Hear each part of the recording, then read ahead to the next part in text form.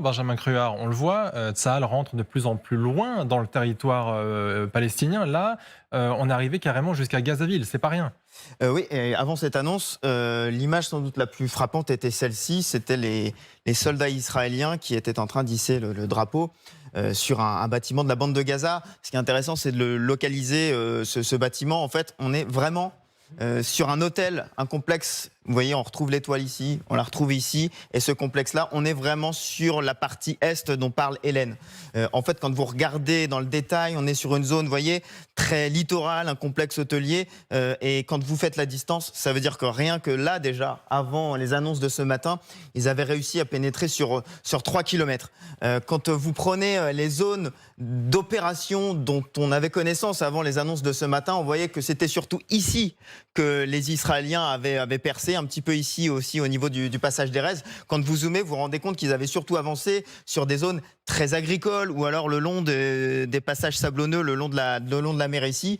Quand vous regardez, en fait, c'est la partie la plus urbanisée restait encore justement à investir. Alors ce qu'on a vu aussi, c'est qu'on a vu les troupes au sol et on les a vus encore plus ce week-end investir des bâtiments. Vous le voyez ici, on les a vus aussi accompagner les blindés. On a décelé plusieurs axes de pénétration sur les derniers jours. Je vous les montre, ils sont ici. Donc vous avez celui-ci, l'est extrême nord-est, le passage d'Erez ici. Il y en avait un plutôt en partant de Sderot et un ici. Alors lequel a permis de couper la route? Visiblement, c'est qu'il s'est passé quelque chose de ce côté-là. Si vous prenez la route en question, la route nord-sud, elle fait ceci et on parle potentiellement de chars israéliens dans cette zone-là. Je vous cite juste la dépêche AFP pour terminer. Les chars sont arrivés aux abords du quartier Al-Zetoun dans la ville de Gaza. Donc le quartier Al-Zetoun, c'est plutôt cette zone-là. Et on voyait bien que les opérations étaient plutôt là. Visiblement, ça s'est joué ici. Je cite l'AFP. Ils ont coupé la route de Salahidine et tirent sur tout véhicule qui y circule. On attend maintenant d'avoir des images, des éléments un peu plus concrets sur cette incursion israélienne. Donc plutôt dans le sud de Gazaville, alors qu'on les voyait plutôt agir au nord. Merci beaucoup, Benjamin. Général, c'est vrai que ce n'est pas nécessairement une surprise tout ça, parce que Tsahal l'avait dit hier encore, ce week-end, c'est un champ de bataille, Gaza. Donc le nord, on se doute bien que c'est la cible principale, puisque c'est là que les offensives ont lieu. Que Gaza, en revanche, soit concerné, si encore une fois tout cela est confirmé, c'est ce que nous dit l'agence France Presse, et aussi Hélène Bonnet qui peut confirmer ça, tout cela quand même nous montre qu'on est arrivé très loin et qu'on va attaquer très fort, très profondément, et que, encore une fois, les cibles ne sont pas faciles à identifier non plus. Si on va si loin, c'est qu'on a peu de résistance, comme le disait Hélène Bonnet à l'instant.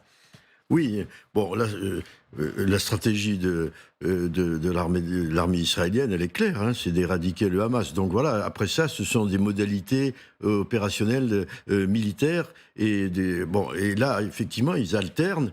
Ils ont commencé, dans une première phase, des missions certainement des troupes spéciales, certainement de nuit, des troupes spéciales, des missions de repérage, d'observation, de reconnaissance.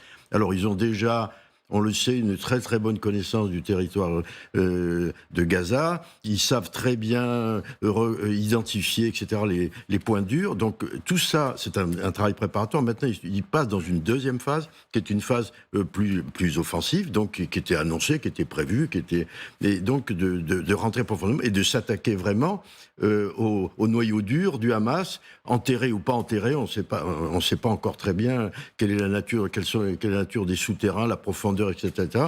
Mais on peut compter sur les Israéliens pour avoir quand même des bons renseignements.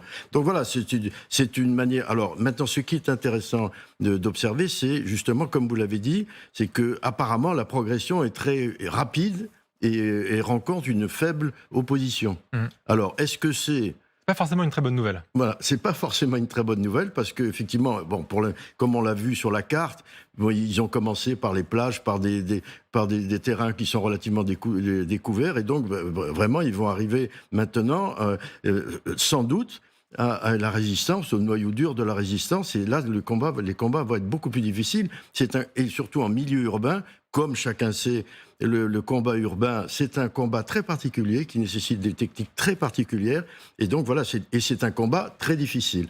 Voilà, donc on l'a vu dans tous les conflits précédents, on l'a vu en Ukraine, on l'a vu pendant la guerre en Irak, etc., etc. Donc ce sont certainement, alors à moins que la résistance du Hamas s'effondre, ce qui n'est pas impossible non plus. Hein, peut-être que mais les estimations disent qu'il y aurait 30 000 combattants du Hamas ou des mouvements affiliés au Hamas. Bon, c'est quand même 30 000, c'est énorme. C'est quand même énorme.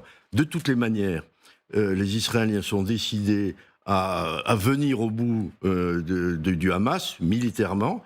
Bon, après ça, je pense que ça fera l'objet d'un autre débat. C'est pourquoi faire ? Ouais. Ouais. Voilà, ça c'est la grande question. C'est que l'opération militaire en elle-même, elle n'a pas de sens, sauf à détruire le Hamas, mais après, comment on reconstruit quelque chose, comment on reconstruit quelque chose, ça c'est autre. Et je ne pense pas que pour l'instant, ça soit très clair dans l'esprit des Israéliens, et encore moins dans l'esprit de Netanyahou. Justement, des analystes militaires israéliens ont publié des rapports sur les fameuses intentions de Tsahal derrière ces opérations.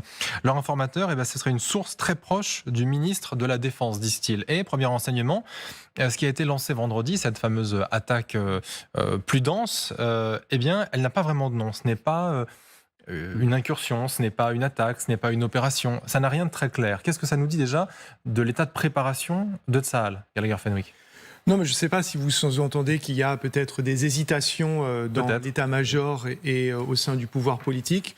C'est possible, je dirais même plus probable, vu la nature des relations qu'entretiennent, par exemple, le Premier ministre Netanyahou avec des membres clés du cabinet de guerre, à commencer par Benny Gantz, qui, il faut le rappeler, quand même ancien chef d'état-major très respecté de l'armée israélienne. Pour le coup, lui, une vraie légitimité, une crédibilité sur le dossier de la stratégie militaire que n'a pas Monsieur Benjamin Netanyahou.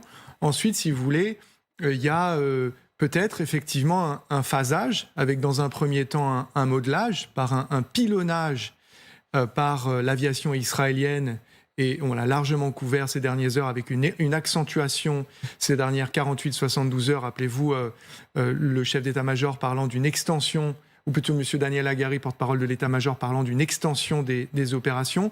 Et maintenant, peut-être, je dis bien peut-être, que l'armée israélienne est en train de rentrer dans la phase urbaine du combat. C'est une phase que tout le monde redoute, à commencer par les civils palestiniens dans cette ville. On dit souvent, à mon avis à tort, que la densité de population dans la bande de Gaza, c'est 6 000 habitants au kilomètre carré, alors qu'en réalité, dans Gaza-Ville, c'est 15 000 au kilomètre carré quand on ne prend que, si vous voulez, ce centre urbain en considération. Ensuite, et tout à l'heure, j'entendais le général Pellistrandi répondre aux questions de Marie Chantrey un petit peu plus tôt. Il faisait une comparaison très intéressante. Il disait, rappelez-vous, Azovstal. Donc c'est un complexe souterrain, pilonné par l'armée russe pendant des semaines, des mois, 3 mois avant que l'on assiste à la reddition des combattants héroïques ukrainiens, des combattants qui étaient moins nombreux que le Hamas, qui n'étaient pas du tout préparés à cela, contrairement au Hamas qui prépare cela depuis des mois, voire des années. Et puis ensuite, il y a la fameuse possibilité de manœuvrer dans Gazaville, qui est,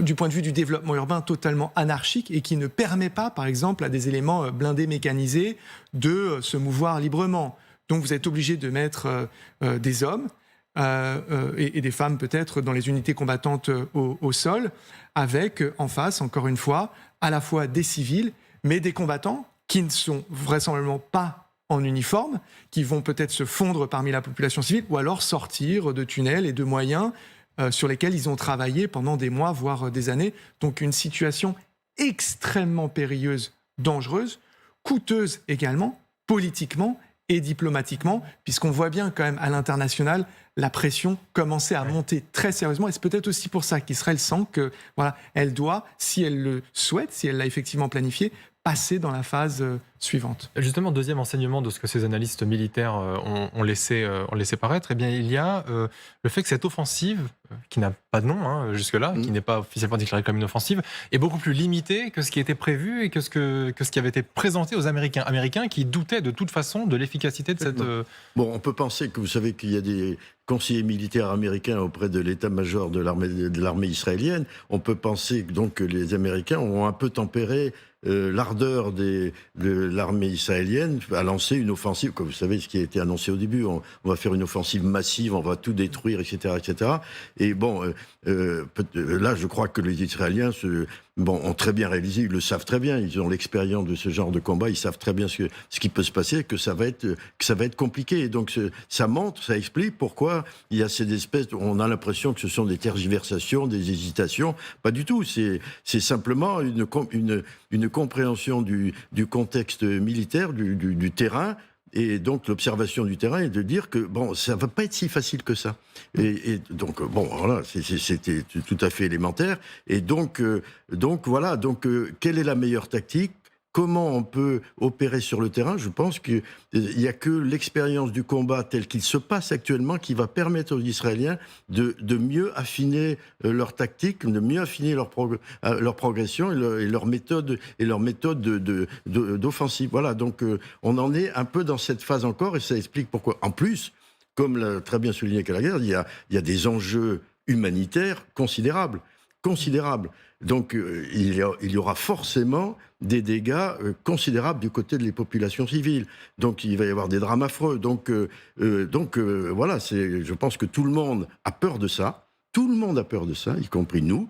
Parce que, comme je l'ai déjà dit, il va y avoir des répercussions dans le monde entier si vraiment cette offensive prend des proportions, sauf s'ils arrivent, et ça on peut leur faire confiance, à être plus intelligents, c'est-à-dire à adopter des méthodes de combat qui soient mieux adaptées et prennent en compte ce risque militaire. Mais bon, la guerre, c'est la guerre, donc il y a forcément des victimes. Avant d'aller voir Hélène Bonnet dans un instant, qui a peut-être justement, elle, des échos de ces possibles tâtonnements de l'armée israélienne, juste quand même une question un peu naïve. On nous dit justement que la technique qui consiste à réaliser des incursions et à sortir, à revenir en fonction de ce qu'on trouve, est-ce que ça ne fait pas un peu amateur, sachant qu'on est censé avoir du renseignement qui prépare tout cela en amont, non ?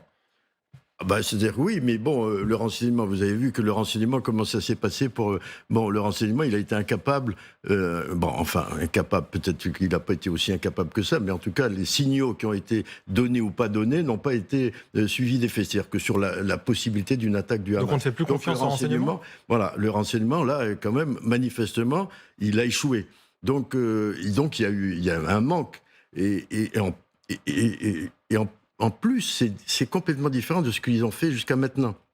Bombardement aérien. Vous remarquerez que jusqu'à maintenant, dans cette phase, c'est l'armée de l'air israélienne qui a occupé vraiment le terrain. Enfin, si je puis dire, occupé le terrain, c'est-à-dire qui a été la plus utilisée dans ce combat. C'est-à-dire que les bombardements durent depuis le début et continuent encore. Donc, c'est vraiment l'armée de l'air israélienne. Mais je suis aviateur, donc je le dis, je le sais, c'est que c'est quand même une guerre à distance. Donc il y a forcément un moment où il faut rentrer, surtout dans ce type de combat, où il faut rentrer. Donc voilà, moi je pense que c'est au contraire pour les Israéliens, c'est plutôt intelligent de procéder avec prudence. Je ne pense pas que ce soit une faiblesse, mais c'est une manière d'essayer d'aborder les choses avec un peu plus d'intelligence que ce qui avait été annoncé. On va tout détruire, on va tout raser, on va tuer tout le monde, etc. etc. Donc voilà. Donc je pense que c'est normal et ça veut dire que ça risque de durer. Hélène Bonnet, on vous retrouve un instant justement parce que vous qui suivez ces opérations de près, vous avez vous aussi constaté une certaine forme de brouillard autour de ces opérations militaires. Oui, absolument. Depuis plus de 15 jours maintenant, nous sommes dans cette zone. Nous circulons énormément le long de la bande de Gaza et on pouvait observer les bombardements, les tirs d'artillerie, les positions des artilleurs un petit peu à différents endroits, s'approcher très près, à parfois 1 ou 2 kilomètres, même pas à vol d'oiseau, de la bande de Gaza. Et on a vraiment senti un point de bascule samedi, même vendredi soir, avec cette offensive terrestre, cette expansion des opérations. Désormais, les points sur lesquels on pouvait se rendre ne sont plus forcément accessibles. Très rapidement, on voit arriver des patrouilles de police, des patrouilles militaires qui nous expliquent que cette route sur laquelle on circulait est devenue une zone militaire et que nous devons partir. Donc on sent que cette zone militaire, elle est en train de s'étendre. Il y a quelques points encore où les journalistes peuvent se rendre, mais ça a été extrêmement restreint. Et c'est la même manière aussi pour les tournages avec l'armée. Pour l'instant, rien ne se débloque, y compris même avec des réservistes qui ne sont pas forcément dans le secret des opérations. On sent vraiment que l'armée l'armée veut choisir dans ce moment d'offensive ce qu'elle communique et que pour le reste, eh bien, il faudra se contenter de certaines observations, mais attendre aussi de pouvoir à nouveau se rapprocher. En tout cas, on sent vraiment qu'il y a eu un tournant ce week-end. Merci beaucoup Hélène Bonnet pour votre analyse. Je vous remercie encore.